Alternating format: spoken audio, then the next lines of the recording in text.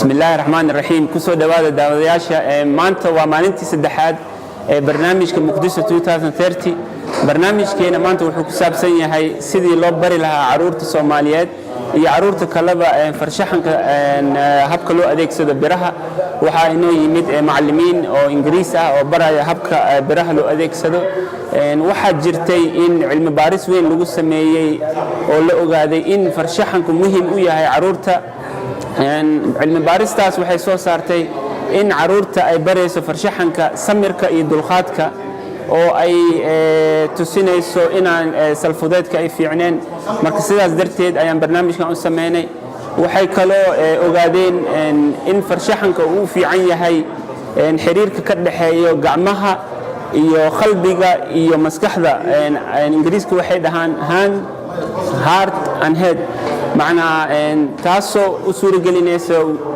caruurta inay xirfadoodii iyo kor u qaado marka sida mesela wadamada Yurubka caruurta waxa la baraa ayagoo yar farshaxanka marka waxaan ku dhiirigelinaynaa haduu Ilaahay yiraahdo in dawladda Soomaaliyeed iskuulada ay barto caruurta farshaxanka iyo farsamo gacmeedka ayagoo yar taasna waxay leedahay faa'iidooyin badan haduu Ilaahay yiraahdo barnaamijkan waa barnaamij soconaya runtii wadankeeni wuxuu leeyahay caruur fara badan hantida ugu weyn ee wadankeeni uu leeyahay waa caruurta wadanka Soomaaliya waa wadanka ugu dhalinyarada badan waa wadanka ugu caruurta badan caruurtan sidoodaba waxay leeyihiin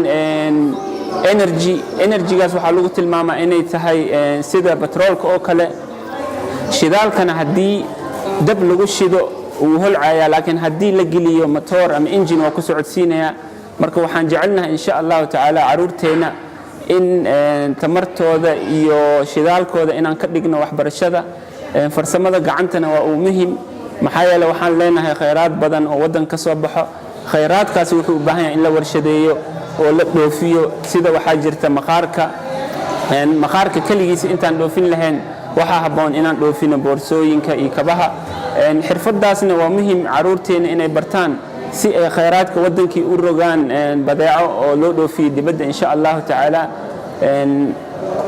barnaamijkan waa barnaamij socodon insha Allah taala fadlan ka soo qayb gala la socda insha Allah taala macasalaam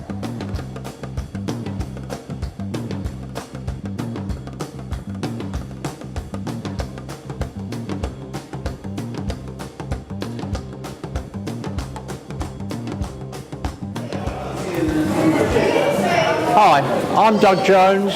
I'm a metalwork artist. I have an item or two in the exhibition.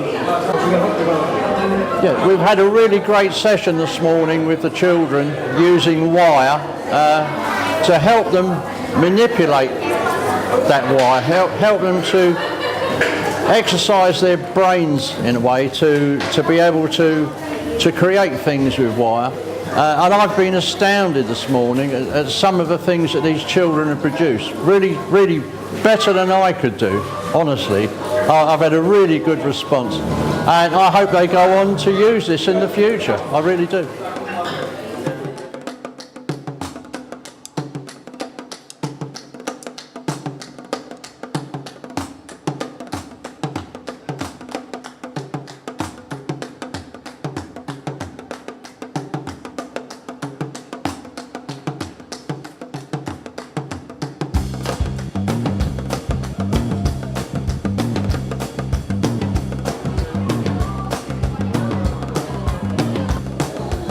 السلام عليكم maanta waxaan joognaa Muqdisho 2030 art exhibition London lagu sameeyay runtii waa farxad maaragtay community-ga ay aad iyo aad uga raaxaystaan yani farshaxanka iyo maaragtay ka qaybgalka ilmaha ay ka qayb galeen in mataqaana yani la xoojiyo dhaqanka artska iyo sida farshaxanka iyo gacmaha si wax loogu waxayna u horseedaysaa yani warshadeynta iyo sidii ilmaha mataqaana loogu dhiirigelin lahaa in mataqaana warshado mustaqbalka yani wax soo saarka gacanta wax ka soo saaran runtii dadkii hore maaragtay wax soo saari jiray ama waa duqoobeen ama wadanka waa ka tageen marka in la dhiirigeliyo dhalinyarada hadda soo socota si mataqaanaa yani warshadaynta mustaqbalka soo socda ay qayb uga qaataan.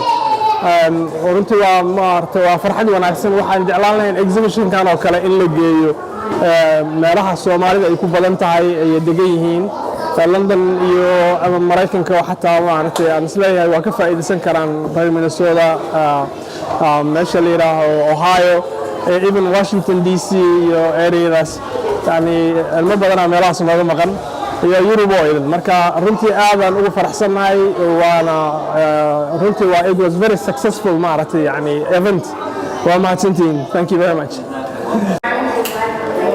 Hi, I am at the event promoting the Mogadishu TEDx 2030, and we want the country to be seeing a more positive light. Hopefully, in the media we get bombarded with images of piracy, war, and drought. This is for event for everyone to come around and see. We're hoping that everyone will come and see it in central London. Thank you. Somalia Nolato.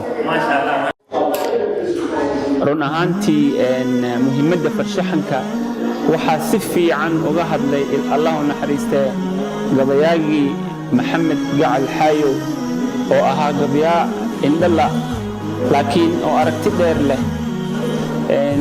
nin ayaa waxaa la weydiiyey, waxaa la yiri maxaa ka xun indhala'aan waxaa ka xun iyo qof aan aragti lahayn. laakiin Maxamed Gacal Xaayo gabaygiisii ahaa farsamada gacanta si fiican ayuu ugu tilmaamay.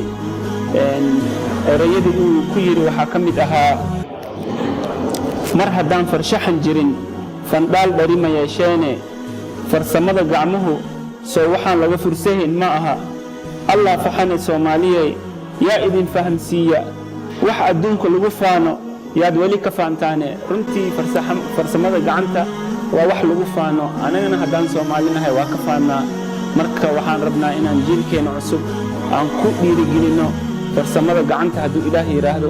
qof walba waalid Soomaali ahna ha ku dhiirigeliyo caruurtiisa farsamada gacanta hadduu Ilaahay yiraahdo. Jazakumullahu khairan. I came to this workshop and it was really fun, and I made lots of stuff and I enjoyed myself. I'll do it again. I'll come next time. And I'll come next time. Good girl. Next time. I enjoyed this presentation. I was very excited and I liked it. It was very enjoyable, as I would say it, and I would like to.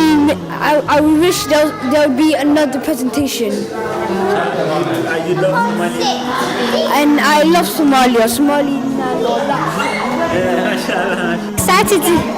Very excited to go to this workshop. We really enjoyed it and it was really fun. I came to this workshop and I had a lot of fun. We were allowed to make stuff like this and it was so much fun. And even if we are not in Somalia, we still love Somalia. And